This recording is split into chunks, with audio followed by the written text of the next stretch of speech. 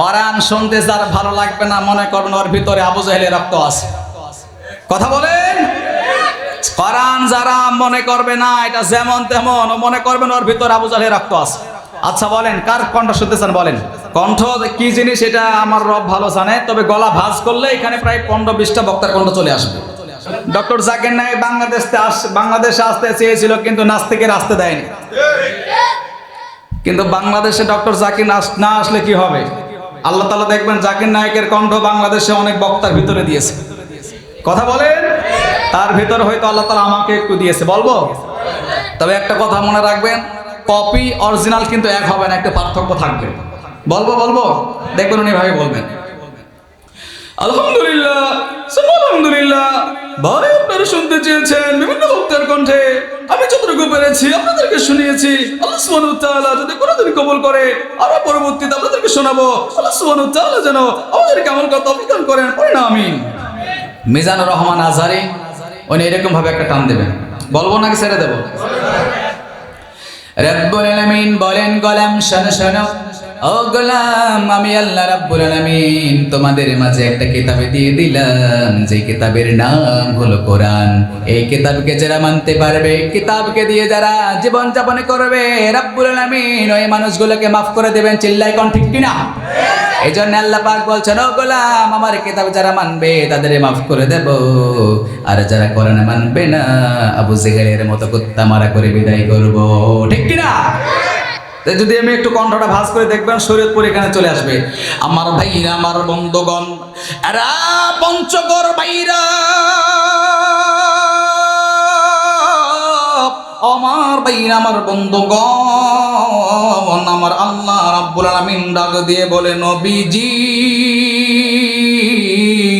আমি আপনার উপরে একটা কিতাব নাজিল করে দিলাম, কিতাবের নাম আল কোরআন। নবী গো এই কিতাব যারা মানতে পারবে, কিতাব দিয়ে যারা নিজের জীবন যাপন করবে, আমি আল্লাহ রাব্বুল আলামিন একে একে মাফ করে দিলাম। এটা শরীয়তপুরি টান দেয়। মক্কা মদিনা আজান আল্লাহ কণ্ঠে দিয়েছে। আপনারা কিছু শুনতে চান? শুনবেন? মক্কার আজান একটা ভিন্ন ভাবে দেয়, মদিনা আজানটা আরেকটা ভিন্ন ভাবে দেয়। মক্কার আজান এইভাবে দিবি, আল্লাহু আকবার আল্লাহু আকবার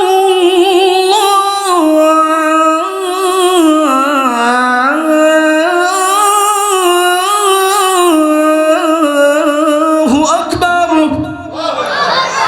আশহাদু আল্লা ইলাহা ইল্লাল্লাহ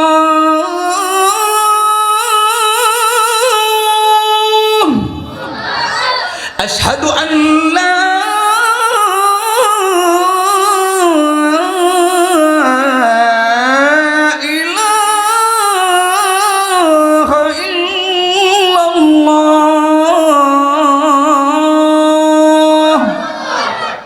মক্কার আজান এটা। মদিনার আজান একটু ঠান্ডা ভাবে দিব।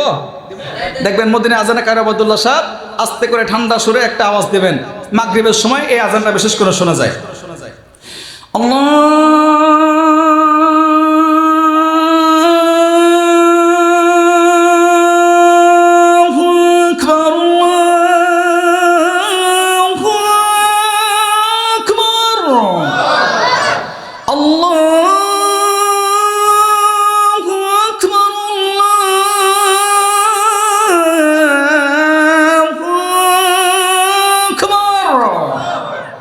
এটা মদিনায় দেয়। মিশরের রাজধানী বেইজিং মসজিদের আজান একটা আছে, ছোট্ট করে দিয়ে শেষ করে দিই ইনশা। দেখবেন ওই আজানের সবার আরেকটা রকম ভিন্ন রকম। কেমন? আল্লাহু আকবার আল্লাহু আকবার আল্লাহু আকবার। বাংলাদেশে আজানটা দেব নাকি? দেখবেন বাংলাদেশে কারিদের সুন্দর একটা আজান, আল্লাহু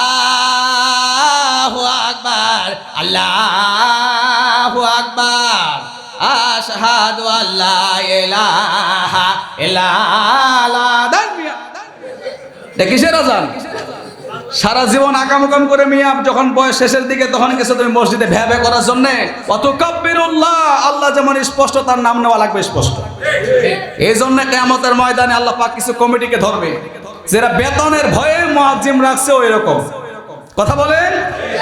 যাক, আল্লাহ যদি কোনোদিন কবুল করে ইনশাআল্লাহ আরো নতুন কিছু শোনার চেষ্টা করবো ইনশাআল্লাহ।